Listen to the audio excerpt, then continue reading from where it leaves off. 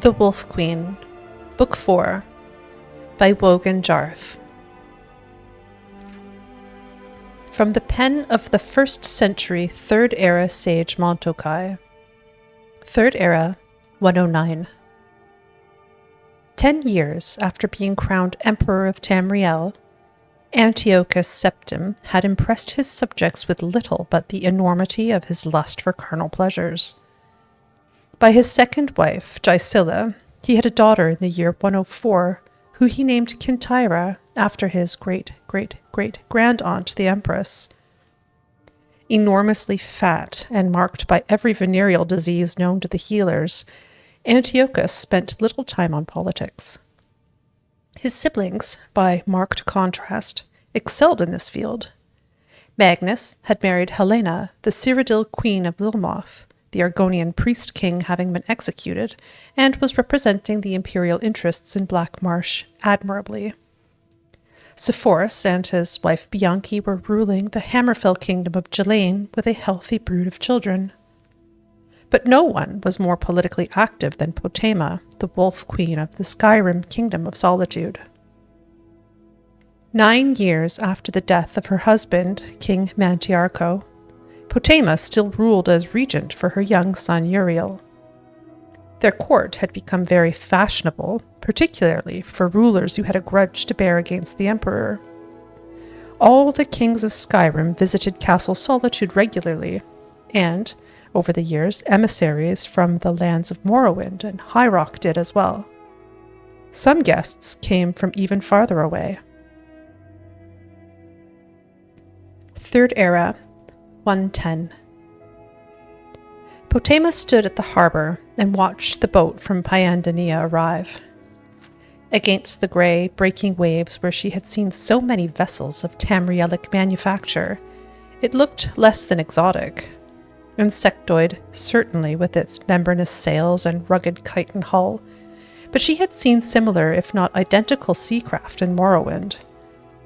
No, if not for the flag, which was markedly alien, she would not have picked out the ship from the others in the harbor.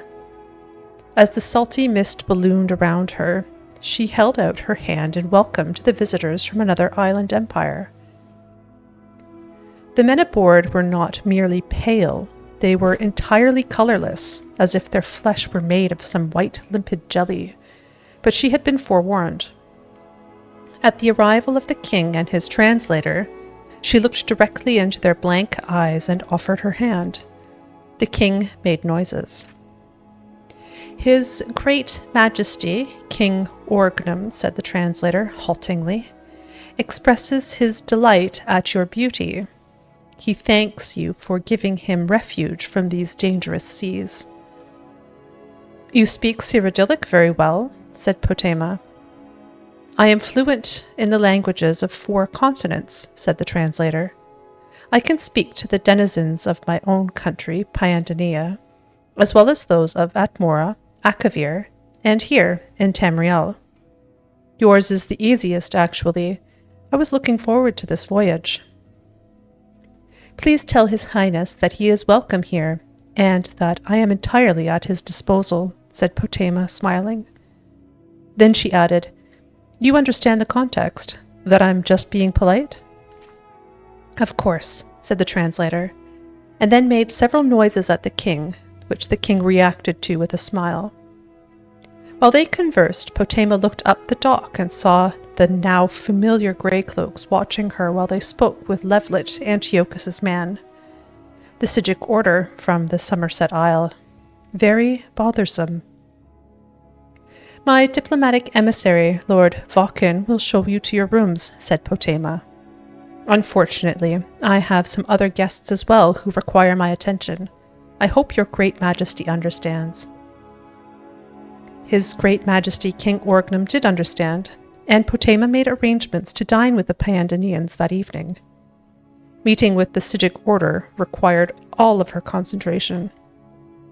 She dressed in her simplest black and gold robe and went to her stateroom to prepare. Her son, Uriel, was on the throne playing with his pet Jugat. "Good morning, Mum." "Good morning, darling," said Potema, lifting her son in the air with feigned strain. Talos, but you're heavy. I don't think I've ever carried such a heavy 10-year-old. That's probably because I'm 11, said Uriel, perfectly aware of his mother's tricks. And you're going to say that as an 11-year-old I should probably be with my tutor. I was fanatical about studying at your age, said Potema.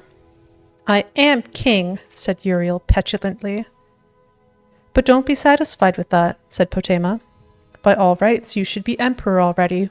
You understand that, don't you? Uriel nodded his head. Potema took a moment to marvel at his likeness to the portraits of Tiber Septim. The same ruthless brow and powerful chin. When he was older and lost his baby fat, he'd be a spitting image of his great-great-great-great-great-granduncle. Behind her, she heard the door opening and an usher bringing in several grey cloaks. She stiffened slightly, and Uriel, on cue, jumped down from the throne and left the stateroom, pausing to greet the most important of the Sygics. Good morning, Master Antiochus, he said, enunciating each syllable with a regal accent that made Potema's heart soar. I hope your accommodations at Castle Solitude meet with your approval. They do, King Uriel, thank you, said Antiochus, delighted and charmed. Antiochus and his Sygics entered the chamber, and the door was shut behind them. Potema sat only for a moment on the throne before stepping off the dais and greeting her guests. I am so sorry to have kept you waiting, said Potema. To think that you sailed all the way from the Somerset Isles, and I should keep you waiting any longer. You must forgive me. It's not all that long a voyage, said one of the grey cloaks angrily. It isn't as if we sailed all the way from Pyandania. Ah, you've seen my most recent guests, King Orgnum and his retinue, said Potema breezily. I suppose you think it unusual, me entertaining them, as we all know the Pyandanians mean to invade Tamriel. You are, I take it, as neutral in this as you are in all political matters? Of course, said Antiochus proudly. We have nothing to gain or lose by the invasion. The Sygic order preceded the organization of Tamriel under the Septim dynasty, and we shall survive under any political regime. Rather like a flea on whatever mongrel happens along, are you? Said Potema, narrowing her eyes. Don't overestimate your importance, Antiochus. Your order's child, the Mages Guild, has twice the power you have, and they are entirely on my side. We are in the process of making an agreement with King Orgnum. When the Pyandanians take over, and I am in my proper place as Empress of this continent, then you shall know your proper place in the order of things. With a majestic stride, Potema left the stateroom, leaving the grey cloaks to look from one to the other. We must speak to Lord Levlet, said one of the grey cloaks. Yes, said Antiochus. Perhaps we should. Levlet was quickly found at his usual place at the Moon and Nausea Tavern. As the three grey cloaks entered, led by Antiochus, the smoke and the noise seemed to die in their path. Even the smell of tobacco and Flynn dissipated in their wake. He rose and then escorted them to a small room upstairs. You've reconsidered, said Levlet with a broad smile. Your emperor, said Antiochus, and then corrected himself.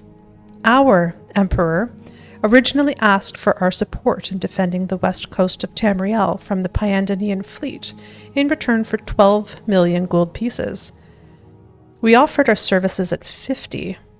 Upon reflection on the dangers that a Pyandanian invasion would have, we accept his earlier offer. The Mages Guild has generously, perhaps for as low as 10 million gold pieces, said Antiochus quickly. Over the course of dinner, Potema promised King Orgnum through the interpreter to lead an insurrection against her brother. She was delighted to discover that her capacity for lying worked in many different cultures. Potema shared her bed that night with King Orgnum, as it seemed the polite and diplomatic thing to do. As it turned out, he was one of the better lovers she had ever had. He gave her some herbs before beginning that made her feel as if she was floating on the surface of time, conscious only of the gestures of love after she had found herself making them. She felt herself like the cooling mist quenching the fire of his lust over and over and over again. In the morning, when he kissed her on the cheek and said with his bald white eyes that he was leaving her, she felt a stab of regret. The ship left harbor that morning, en route to the Somerset Isles and the imminent invasions. She waved them off to sea as she felt footsteps behind her. It was Levlet. "They will do it for 8 million, Your Highness," he said. "Thank Mara," said Potema. "I need more time for an insurrection. Pay them from my treasury, and then go to the imperial city and get the 12 million from Antiochus. We should make a good profit from this game, and you, of course, will have your share." 3 months later, Potema heard that the fleet of the Pyandanians had been utterly destroyed by a storm that had appeared suddenly off the Isle of Artaeum, the home port of the Sigic Order. King Orgnum and all of his ships had been utterly annihilated. "Sometimes making people hate you," she said, holding her son Uriel close, "is how you make a profit."